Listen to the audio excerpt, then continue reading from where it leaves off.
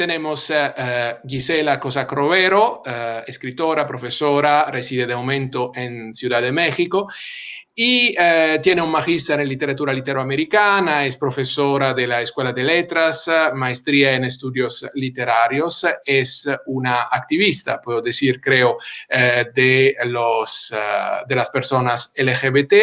Y nada, ha escrito libros con titulares bastante interesantes, Vida de Machos o Todas las Lunas. Además, ha escrito también artículos como El lesbianismo en Venezuela, es asunto de pocas páginas. Y me gustaría, bueno, gracias por estar con nosotros. Primero de todo, señora, porque no todo el mundo la conoce, ¿cuál es su ascendencia y de dónde vienen los apellidos Cosac y Rovero? Bueno, el apellido Rovero proviene de Italia, pero es una criollización, digamos, una españolización de los apellidos muy común, digamos, en inmigrantes del siglo XIX, que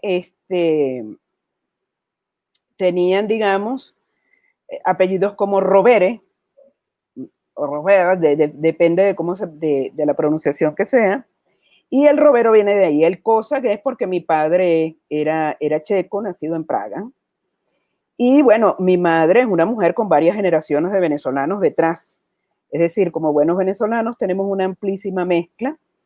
Y esa es mi historia, o sea, mis abuelos, mi madre y mis abuelos maternos son venezolanos, ¿ok? Y en el caso de mi abuela materna, de muchas generaciones. Así que no creo que sea una historia esencialmente distinta a la de muchos de los italianos que vivieron en Venezuela, que pueden tener un padre o una madre venezolana. Efectivamente, además tengo un doctorado en letras y fui 25 años profesora de la Universidad Central, de la Escuela de Letras y la maestría en políticas culturales.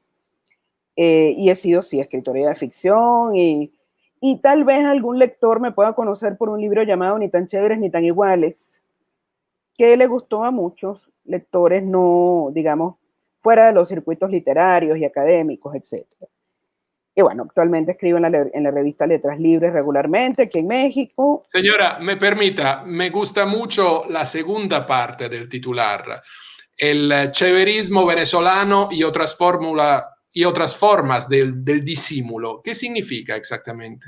Bueno, digamos que de lo que se trataba era de una construcción, digamos, de la imagen de los venezolanos a partir de la riqueza, la belleza, la juventud, la igualdad, la idea de que efectivamente éramos un país sin diferencias, que las habíamos solventado a través de la educación, a través de la mezcla de razas, etcétera, etcétera.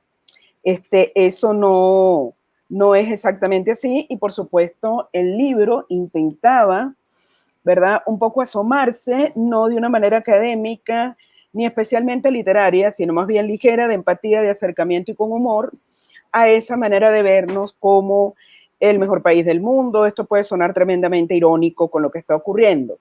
El mejor país del mundo, el más igualitario, el más rico. Todos los países tienen fantasías acerca de sí mismos, son narrativas acerca de sí mismos. Pero bueno, en el caso venezolano, esa narrativa se ha venido abajo. Es un país pobrísimo, más pobre que Haití, con un porcentaje de población se ha calculado un 15% que ha salido del país, y bueno, lo que todos conocemos, ¿no? De alguna manera, pues, a lo largo de mi trabajo, he abordado mucho el problema venezolano. No era la idea inicial. Mi idea inicial, tanto como escritora de ficción como académica y profesora en la Universidad Central de Venezuela, era dedicarme a otros temas. Pero la vida exige momentos en que, bueno, dedicarse, digamos, a estudiar las políticas culturales en Venezuela, las políticas comunicacionales y educativas en Venezuela fue como un imperativo que estaba haciendo, digamos, la revolución bolivariana con esos temas, ¿no? Señora, antes de hablar de su proyecto político, lo que me hace sonreír es que usted nació como escritora de ficción y después ha escrito mucho más sobre política. Es decir, que en un país como Venezuela, por ejemplo, la realidad ya es más ficcional que la ficción misma?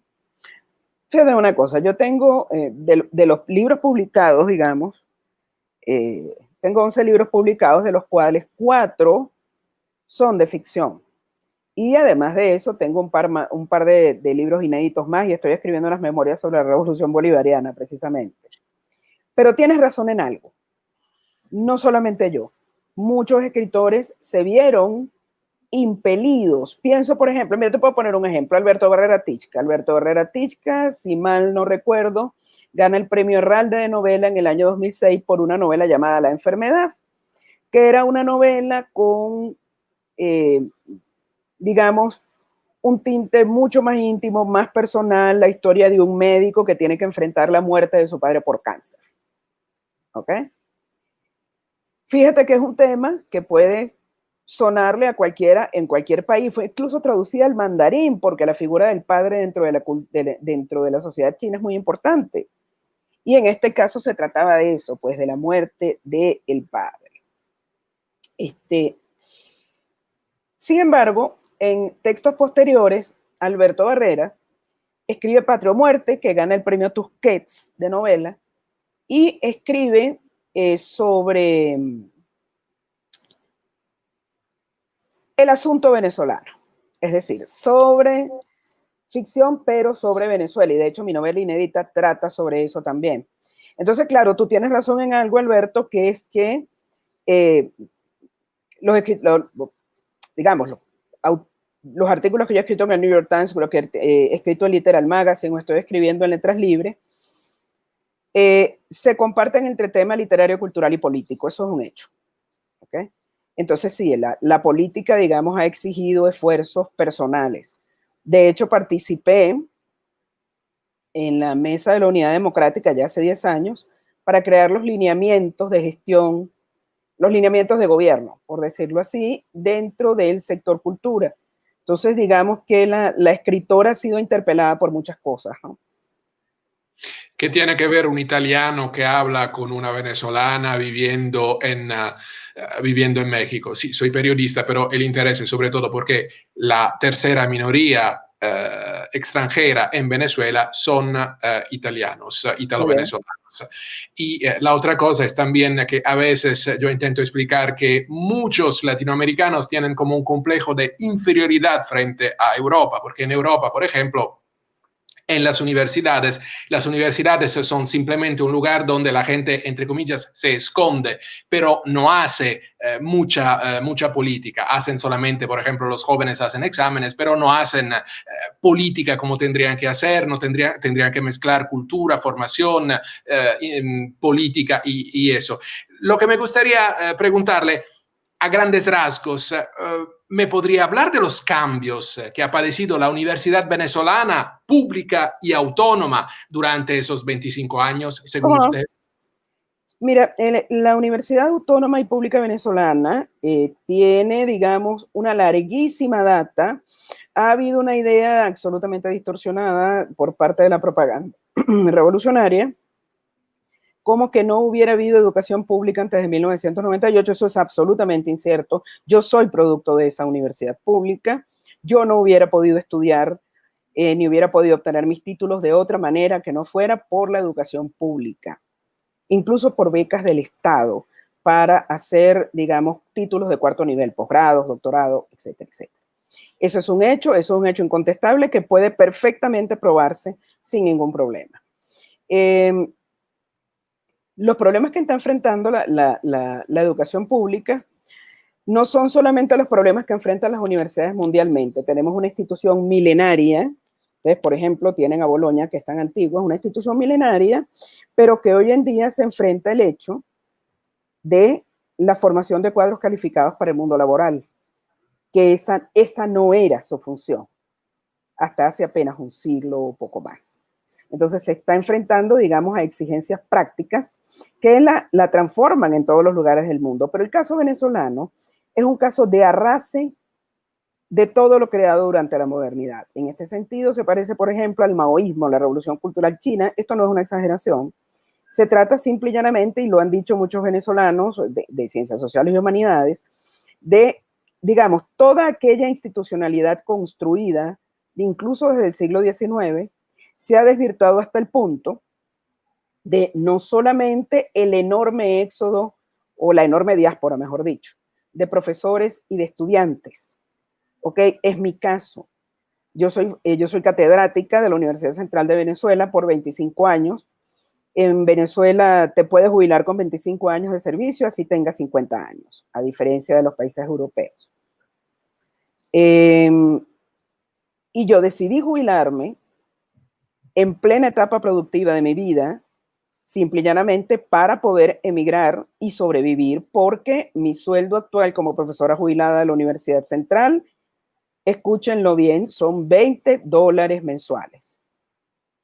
Para que la gente hispanohablante que nos escuche entiende, los profesores llaman a ellos mismos los pobresores por lo poquito que ganan. Efectivamente. Entonces, esto ha producido un éxodo profesoral tremendo y también, por supuesto, un éxodo estudiantil, ya sea que se van por su cuenta o que se van con sus padres.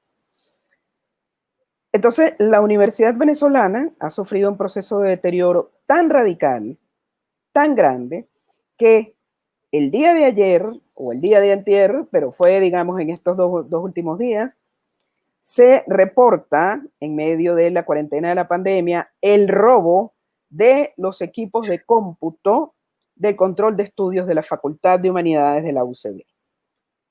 Es decir, entraron ladrones y robaron los equipos. Digamos, esos robos no son nuevos, ¿okay? Pero son una muestra más de una crisis generalizada donde, bueno, no te voy a decir además que son computadoras de última generación. Simple y llanamente es una universidad en ruinas, la más importante de Venezuela, patrimonio arquitectónico de la humanidad. Yo no sé si la palabra es mucho, pero suena más como una profanación. Robar en una universidad que no puede defenderse en una situación así es también robar el futuro de las nuevas generaciones, de las próximas. Es robar el futuro de las nuevas generaciones, pero quienes hicieron esos robos, yo no tengo, digamos, nada que ver con el tema policíaco ni de seguridad. Es muy extraño que nadie vea, nadie oiga. Es decir, hay una degradación, digamos, en relación con la institucionalidad venezolana que es muy fuerte. Y por supuesto, eso ha causado un enorme impacto en la educación. Los espacios educativos se han convertido más bien en espacios de resistencia, mucho más que en espacios educativos. Y hablo de resistencia porque el solo hecho de intentar dar clases en un país con la banda, con el ancho de banda de internet más bajo del hemisferio, por debajo de Haití, y eso, como tú mismo lo dijiste, Alberto, la enorme dificultad para conectarse con los venezolanos, ¿ok? Por vía, digamos, web, cualquiera de las plataformas que se use, está relacionado con eso. Entonces, ¿cómo hacer con el problema del estudio, con el problema de impartir clases, cuando además en este momento estamos en pandemia?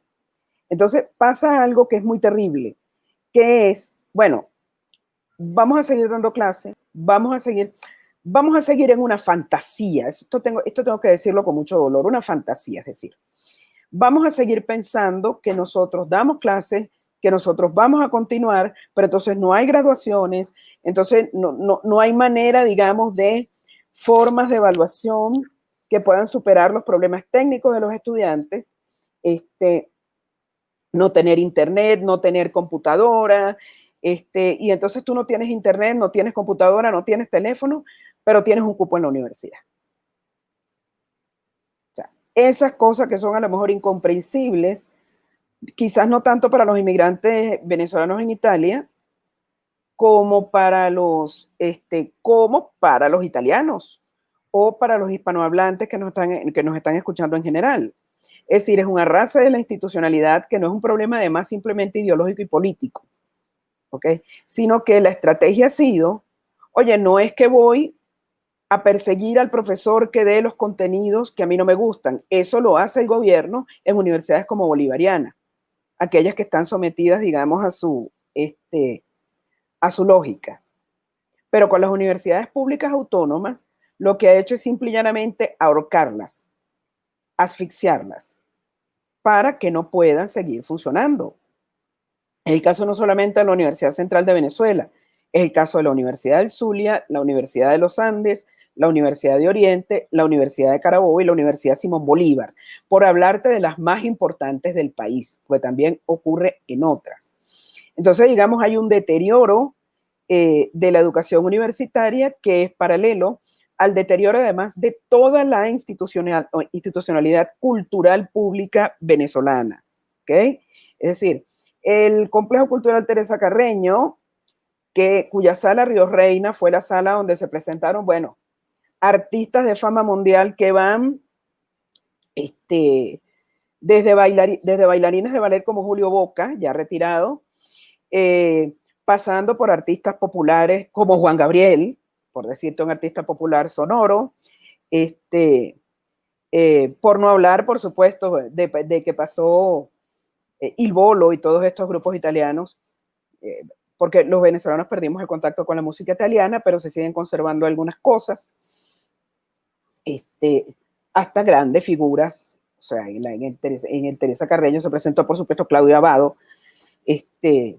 y otros grandes artistas de todas las digamos, especialidades que tengan que ver con las tablas: teatro, música, danza, ópera, y pasaron grandes representantes por la enorme calidad de la sala, ¿okay?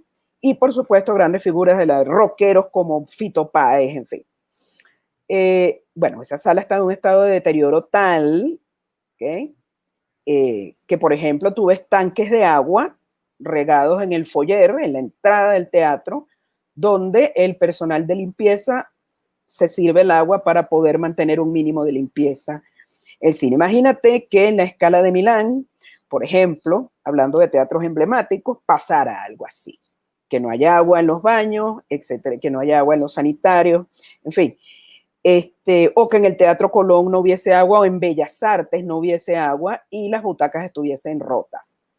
Yo siempre trato de dar las explicaciones asumiendo, digamos, salas importantes dentro, salas emblemáticas. ¿Okay? Señora, Venezuela ha sido un país muy rico.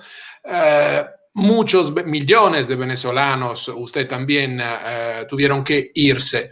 Una de las cosas, de las cosas más odiosas, sobre todo desde Europa, es esta forma de paternalismo de algunos partidos de izquierda y también de algunos partidos de derecha que, por ejemplo, consideran el latinoamericanismo como algo muy bonito, muy chévere, muy bello. Usted ha escrito en Letras Libres un artículo que dice el latinoamericanismo como política antidemocrática y usted criticó también esta ideología por su incomprensión de la economía de mercado. ¿Puede explicarme lo que significa, por favor? Puedo explicarlo perfectamente.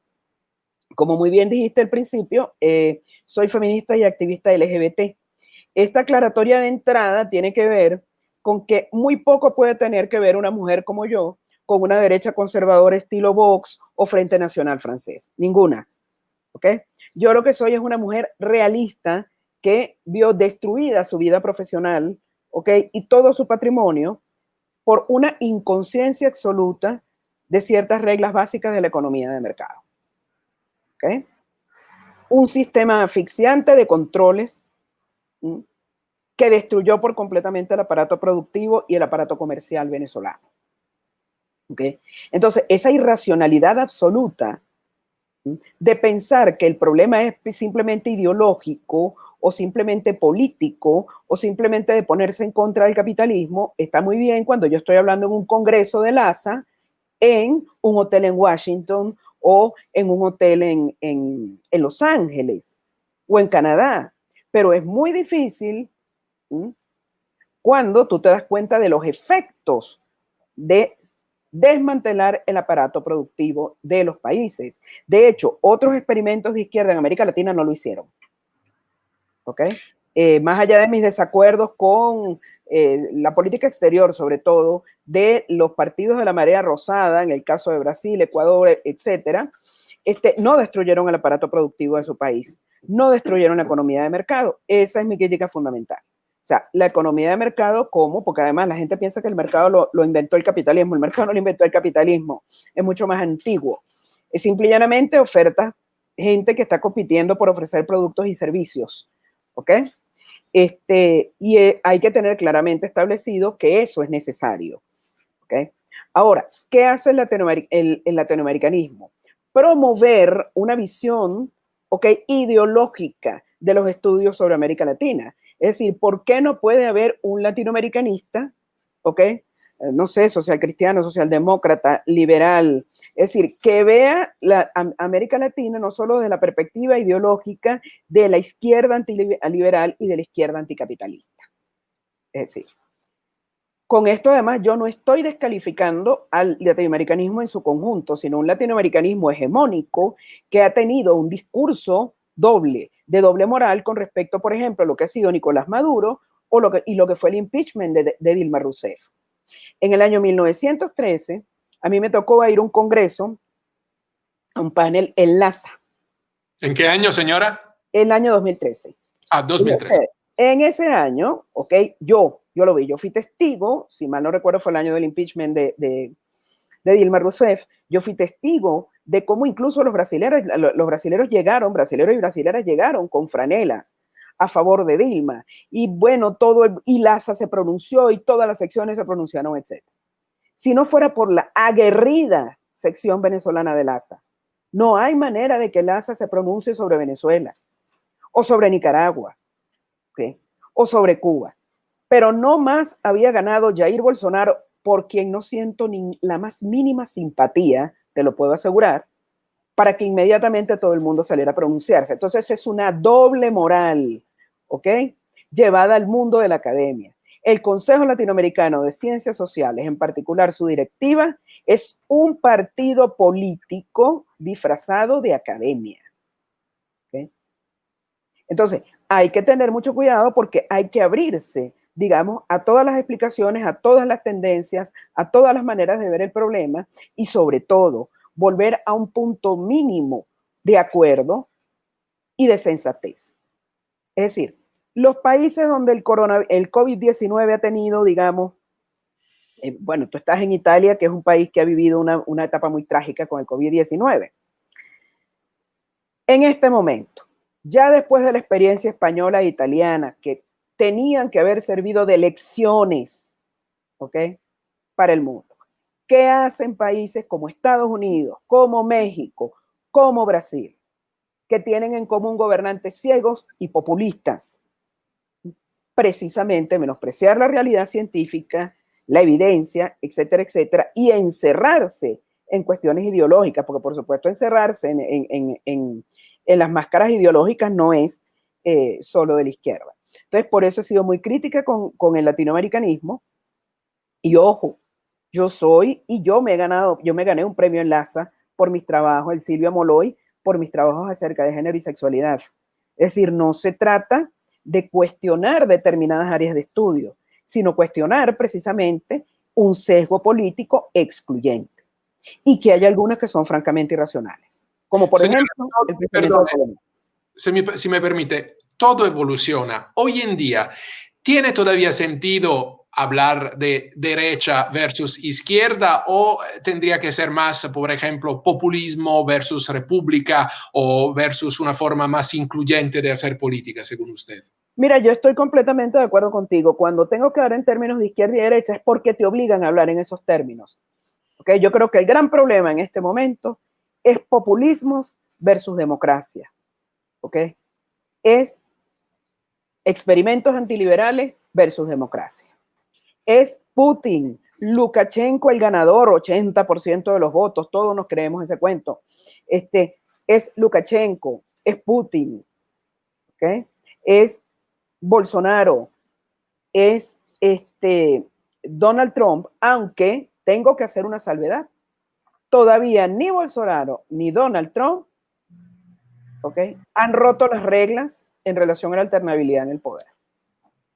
Pero lo de Lukashenko, lo de Vladimir Putin es de un descaro tremendo. El caso de Yasir Erdogan, incluso el caso de gobernantes de autoritarismos competitivos que llegan por elecciones, el caso, por ejemplo, de Duda en Polonia. ¿Okay? Es decir, son derechas antiliberales conservadoras que parten de lo siguiente. No puede haber consensos. ¿Ok? Es lo mismo de los populismos de signos de izquierda. No puede haber consensos. ¿Ok? Hay gente con la que no se puede debatir. En el momento en que uno dice, con estos no debato, en ese momento empieza la democracia a resentirse. ¿Okay? Señora, el programa se llama Puentes y yo quiero subrayar que cosas que pasan en América Latina pasan también en Europa. Por ejemplo, los activistas LGBT son muchas veces son como ositos panda, en el sentido que los sacan solamente cuando hay votos, cuando hay elecciones, pero al final del día no se respeta verdaderamente lo que piden, que es igualdad, es decir, ser tratados como ciudadanos normales. ¿Es legítimo o auténtico, según usted, el empleo de estos grupos, por ejemplo, en las campañas y marchas, yo no sé, por el chavismo y el madurismo, o solamente han sido usados como propaganda política? No, lo que pasa es que el movimiento LGBT venezolano, Alberto, se dividió también con la polarización, porque, y además acabas de hablar de un tema clave, que lo pueden entender en Europa perfectamente. Tanto la oposición como el oficialismo, en este sentido, han tenido, digamos, acercamientos de grupos LGBT. El caso mío, yo soy opositora, ha habido algunos acercamientos al respecto, aunque mi acercamiento con la política venezolana no ha sido por el lado LGBT realmente, sino, bueno, por el lado de la lucha por la democracia. Pero, digamos, sí ha habido acercamientos a los partidos. Y pasa exactamente lo que tú acabas de decir. Los LGBT nos hemos convertido en ositos de peluche o en fantoches, tú escoges, o sea, de acuerdo al sector político eres el espantajo o el osito de peluche. Es decir, el espantajo para los sectores conservadores, ¿ok? Y el osito de peluche para sectores que se sienten a sí mismos portadores, digamos, de gran apertura, gran progreso, y que no terminan de entender, y eso es un problema sumamente complejo, que el mundo LGBT y el mundo de las mujeres es ideológicamente diverso. Es decir, y que los grandes logros de las mujeres y los grandes logros, digamos, del movimiento LGBT han tenido que ver con los consensos. Entonces, además, los medios te exaltan, ¿ok? Es aquellos apoyos LGBT, o por lo menos ciertos medios, LGBT, que asustan hasta las propias gente LGBT. La forma en que se está discutiendo la ley a favor de los transexuales en España. ¿Okay? De un día para otro, yo puedo decidir mi género. Yo en este momento puedo decir, Alberto, no me llames más Gisela. Mi nombre es Giri, como el de mi padre, porque Giselo no me pondría jamás. ¿Ok? Bueno, es decir, ¿cómo vamos a luchar, digamos, por las desigualdades, a partir precisamente de que yo me declaro en un momento dado un sujeto no discriminado? Porque se supone que los hombres no son discriminados. Bueno, un hombre trans lo sería. Pero me explico. Perdemos los sujetos políticos la discriminación cuando yo tengo una autodeterminación absoluta de género. Esa es una discusión dentro del feminismo en la que yo no prefiero entrar, no porque no sea feminista, lo soy como ya lo sabes, sino porque creo que hay demasiados problemas. Por ejemplo, las mujeres venezolanas están en un grado de pobreza, de depauperización, han subido las muertes maternas, han subido las muertes de niños menores de 3 años, hay graves problemas de desnutrición de niñas y de niños, por supuesto. Entonces creo que hay problemas mucho más importantes a los que el feminismo tiene que atender. Creo que eso es un problema académico de países que no tienen otras necesidades más graves, ¿no? Pero sí coincido contigo en que ha sido tomado como, se ha sido utilizado políticamente, y en el caso venezolano no ha habido ningún avance, más allá de cierta visibilidad, pero más nada. Señora, usted en sus libros, en sus artículos, analiza también las personas y yo personalmente creo, después usted hará lo que opina, yo creo que usted tendría que hacer una biografía de Gramsci porque efectivamente es una de las personas que podría analizar y contar más de este intelectual. Hablando de Gramsci, ¿hay influencias de Gramsci, de Malaparte, de Lenin o de otras fuentes marxistas en la actuación política del chavismo y o del madurismo? ¿O simplemente se utilizan estos nombres como tótem, pero en realidad no no es marxismo, es algo diferente, es la cleptocracia, es algo diferente? Mira, recientemente un filósofo venezolano llamado Jesús Rafael Herrera publicó un artículo muy irónico que te puedo pasar después si te interesa, acerca de la utilización que hace el chavismo de la figura de Gramsci. Como tú muy bien sabes, los medios de comunicación chavistas son de un propagandismo absolutamente vergonzoso. Además de eso, son de un autoritarismo, de una verticalidad, son mentirosos. Es una cosa, pero además son muy pobres desde el punto de vista técnico. ¿Ok? Entonces es una cosa que parece más bien la parodia de una parodia. ¿Ok? Eh, pero este amigo filósofo, con una ironía y un gran conocimiento del tema, se burló porque tienen un retrato de Gramsci en el estudio del Canal 8 de Venezolana de Televisión. Y una de las cosas que comentamos, ¿ok? A mí me gusta mucho Gramsci versión Bobbio, ¿ok? Más que Gramsci versión estudios culturales o versiones marxistas, ¿no? Pero, por ejemplo, yo creo que Gramsci, que a lo mejor no era un gran humorista porque estar metido tanto tiempo preso, pues se hubiera reído de la utilización de su retrato en ese contexto, ¿ok? Con aquella voz monocorde, porque confunden la hegemonía gramsciana, ¿ok? La confunden con dominio vertical totalitario. Y esa no era la idea de Gramsci más allá de las discusiones, por lo menos no la idea que expuso Gramsci abiertamente. Ahora, el uso de figuras como Gramsci, también Chávez habló en una oportunidad en un blog de la nueva hegemonía que vamos a construir, por supuesto mencionó a Gramsci, y la nueva hegemonía era entendida por Chávez como nosotros tenemos la razón y por lo tanto todo el mundo debe pensar como nosotros porque a nosotros nos asiste la razón, que puede ser, por ejemplo, una especie de interpretación totalitaria de Bobbio porque finalmente, es decir, un autor se puede prestar a interpretaciones varias. Bobbio hace la interpretación democrática, liberal de Gramsci. El chavismo, por ejemplo, el chavismo se asusta mucho de utilizar la figura de Marx. La usa, pero se asusta. ¿Por qué se asusta? Porque Marx remite a una palabra que a los venezolanos no les gusta, comunismo. La palabra socialismo es más, digamos, es más potable, más digerible. En cambio, la palabra comunismo no. Ellos no se declaran marxistas-leninistas, nunca se declararon. Ellos se han declarado el socialismo del siglo XXI. Una cosa que inventó un profesor alemán que está, por cierto, aquí en México, Hans Dieterich, que yo leí el libro, yo sí lo voy a decir, porque afortunadamente los italianos y los venezolanos nos parecemos un poco en lo deslenguados que podemos ser. Pero a mí me parece que el Señora, puede socialismo... bajar un poco la cámara porque está Sí, bajando. porque Sí. el socialismo del siglo XXI, el libro llamado así de Hans Dieterich, es una de las acumulaciones de tonterías más grandes que yo he visto en mi vida.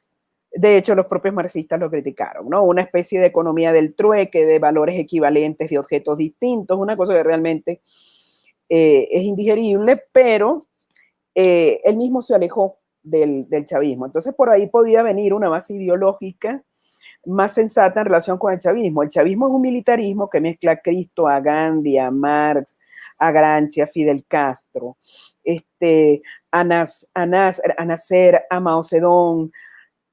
Y yo creo que básicamente, y sobre todo Nicolás Maduro, es maoísta. Es decir, es maoísta no porque se declare maoísta por la ideología maoísta.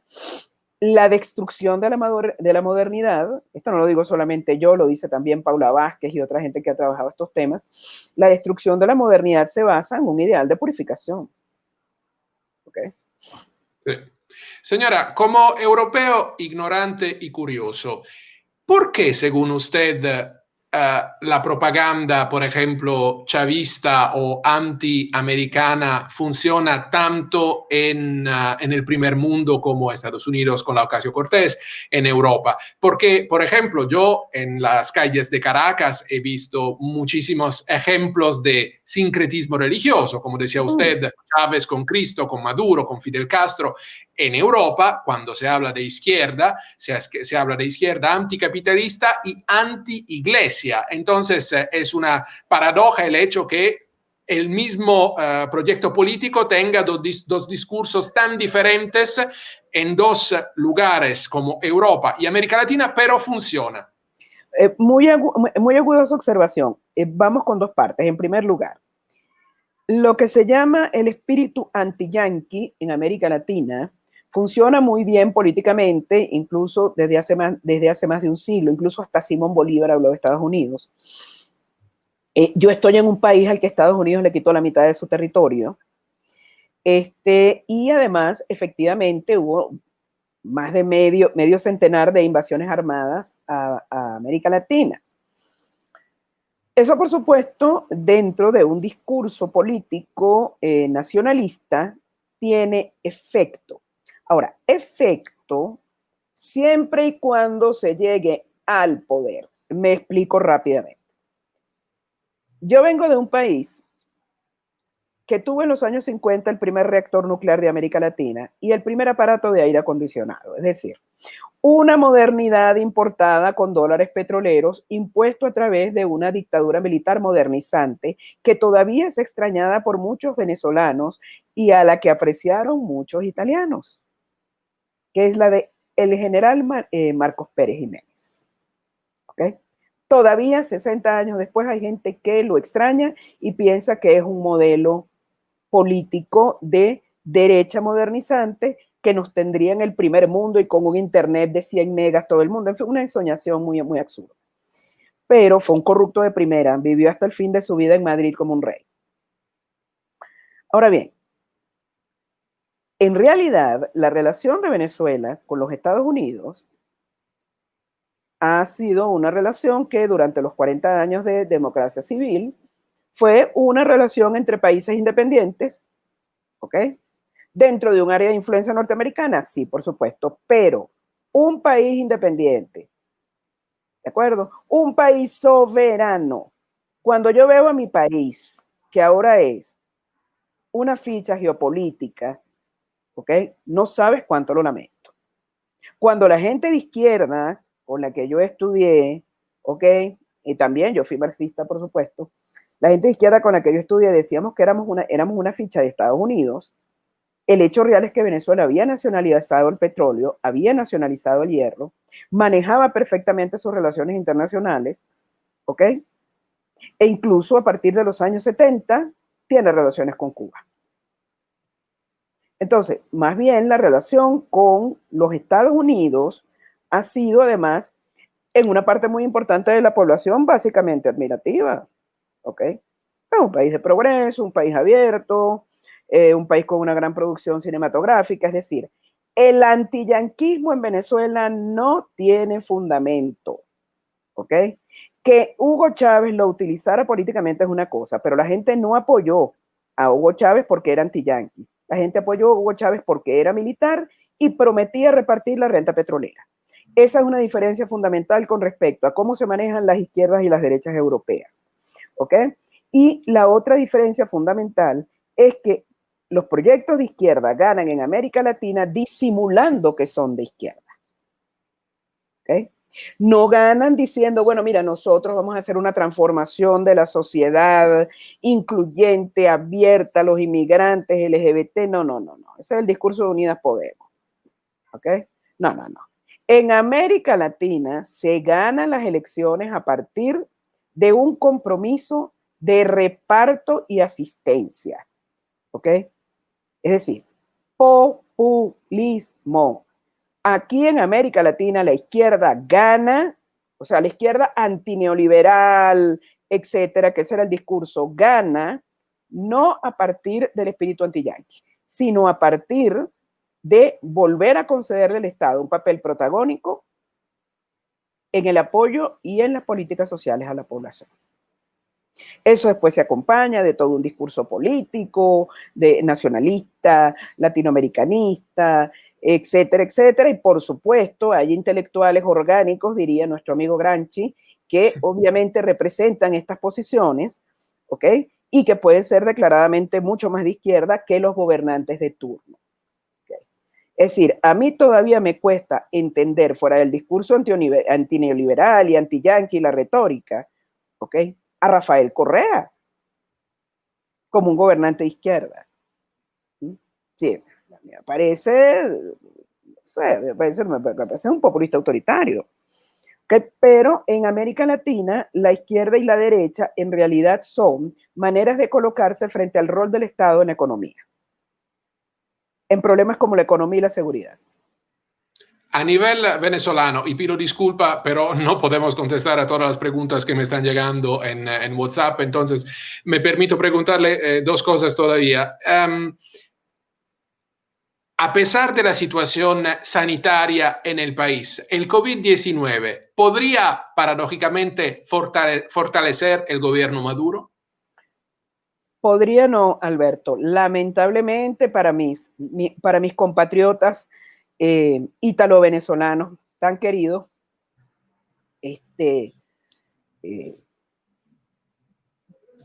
la noticia es mala. Es decir, la noticia es mala. La noticia es la que todos conocemos. Esto es un dispositivo de control de la sociedad horroroso.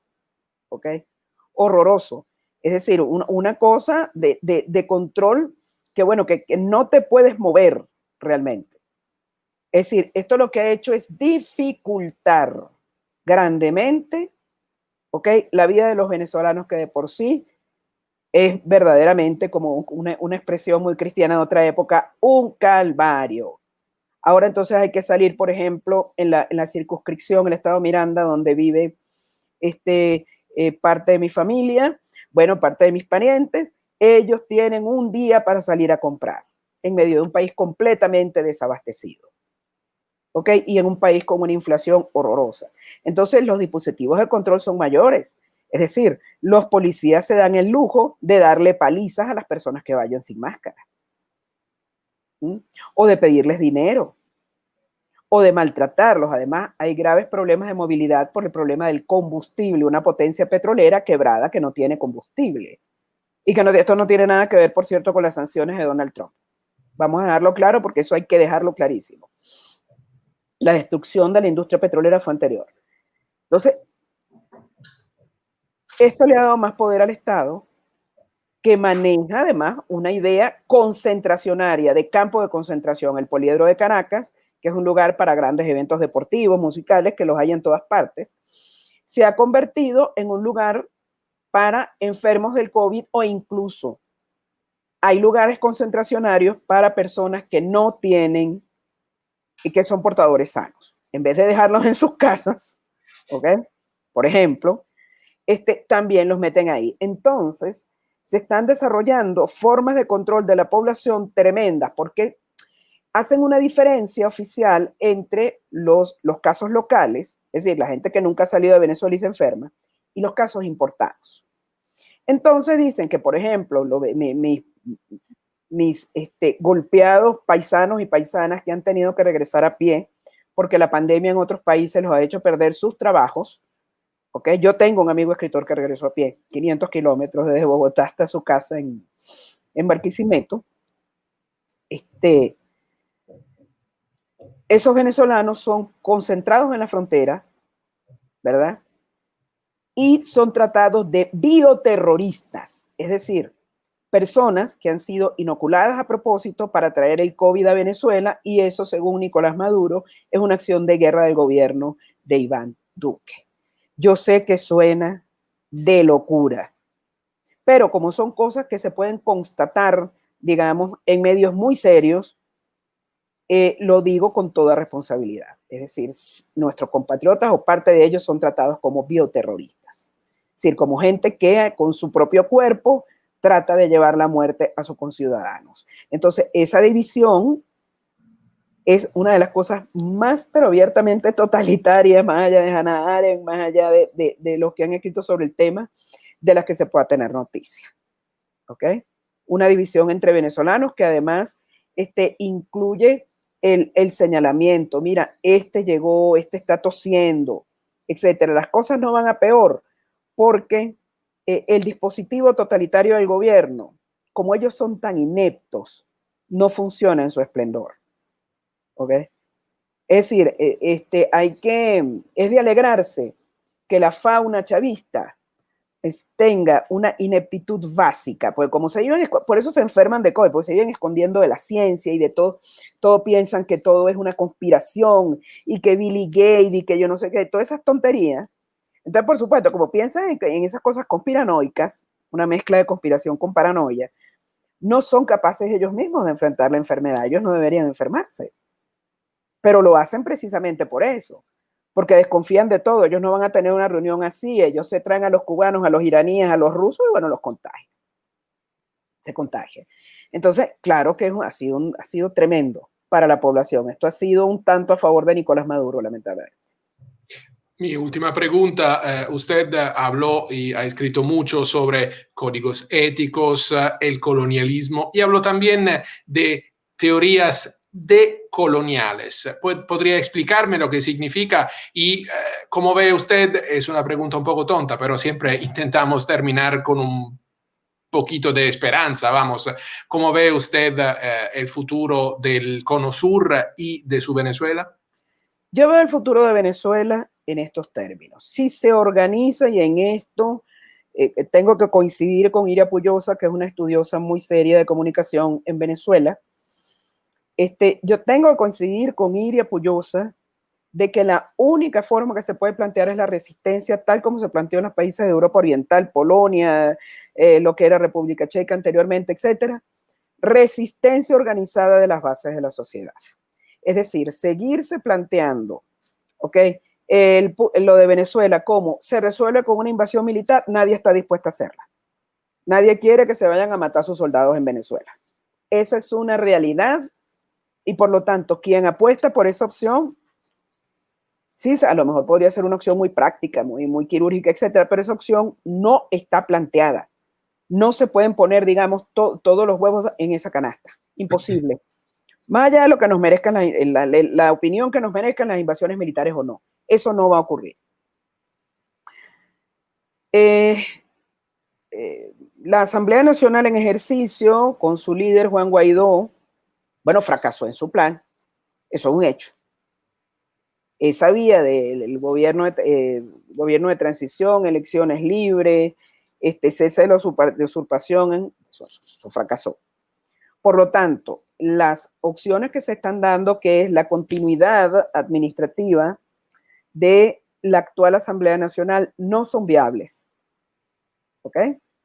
Por lo tanto, lo viable es la organización de la sociedad, pero en términos de resistencia, no en términos de elecciones. Y eso puede ser una apuesta de 10, 20 o 30 años. No lo sabemos, es doloroso. Yo hice todo, digo algo personal porque quiero conectar con la gente que pueda escuchar esta entrevista, Alberto.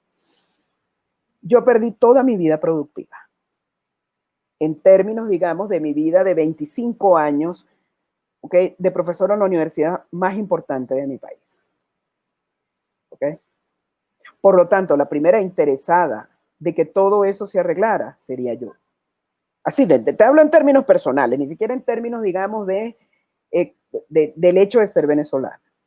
Casi egoísta. Entiendo perfectamente que salvo un milagro, un milagro político en el sentido de Hannah Arendt, digamos, un cambio en la situación, un acontecimiento que marque, digamos, otras aristas del asunto, hay que plantearse la resistencia a largo plazo. En cuanto al pensamiento colonial, voy básicamente a esto.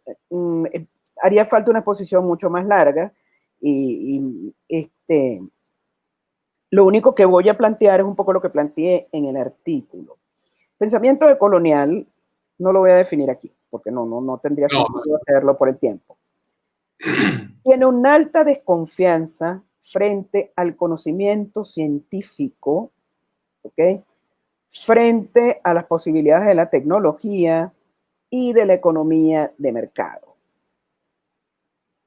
Tal como lo viste en el artículo de Letras Libres, a la hora de inclinarse por opciones políticas, tiene un ojo que lo mejor que puede ser es dedicarse a los movimientos sociales. ¿Eh?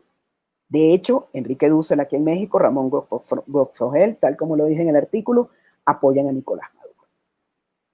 ¿Vale? Entonces, efectivamente hay una enorme incomprensión, digamos, de la economía, de la ciencia, de la tecnología, de cómo el mundo está funcionando desde ese punto de vista, y esa incomprensión, ¿ok?, les impide tomar posiciones políticas, ¿ok?, que vayan más allá de una crítica radical del sistema frente al cual no tienen ninguna opción.